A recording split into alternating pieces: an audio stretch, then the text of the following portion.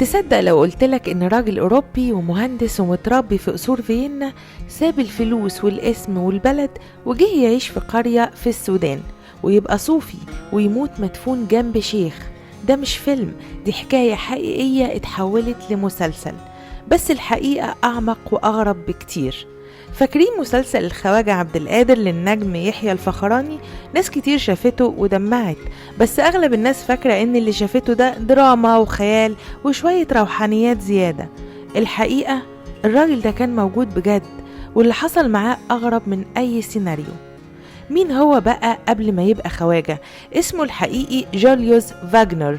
اتولد سنة 1907 في ضواحي فيينا، أب نمساوي وأم ألمانية، عيلة تقيلة ومتعلمة، معظم رجالتها ضباط جيش، يعني حياة مترتبة ومستقبل مضمون، ومفيش أي علاقة لا بإسلام ولا صوفية ولا شرق. لحد سنة 1933 الرحلة اللي قلبت حياته. شركة أجنبية رشحته يجي السودان يشتغل في مشروع ضخم، خزان جبل أولياء بعد تعليد خزان أسوان. رحلة شغل، لكن اللي حصل هناك ما كانش شغل خالص. في قرية اسمها الشكينيبة قابل شيخ صوفي اسمه الشيخ عبد الباقي عمر المكاشفي. الغريب ان فاغنر قال انه كان بيشوف الشيخ ده في احلامه قبل ما يسافر اصلا، ولما شافه على الحقيقة حس احساس مرعب. انا اعرف الراجل ده من زمان. والاغرب بقى الشيخ ناداه باسمه الجديد من غير ما حد يقوله، عبد القادر، وكلمه بالألماني. جوليوس اتلخبط، قعد في الزاوية وسمع دروس وحضر ذكر وسمع مديح وشاف ناس بسيطة بس قلوبها مليانة سلام. واحدة واحدة القشرة وقعت، والراجل أعلن إسلامه وبقى من أتباع الطريقة القادرية، ومن ساعتها بقى اسمه عبد القادر، والناس نادته الخواجة عبد القادر. بعد إسلامه راح الحج، وبعدها جه مصر وقعد فترة في الأزهر يتعلم مش يتباهى، وبعدها اختار يعيش في قرية اسمها منبان في الريف المصري.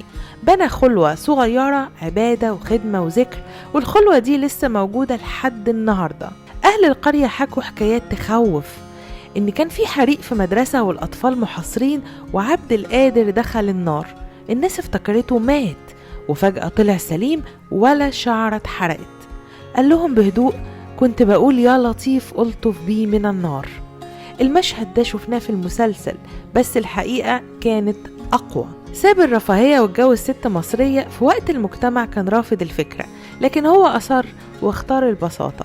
قعد في مصر أكتر من 25 سنة، لدرجة إن الدولة منحته جنسية فخرية.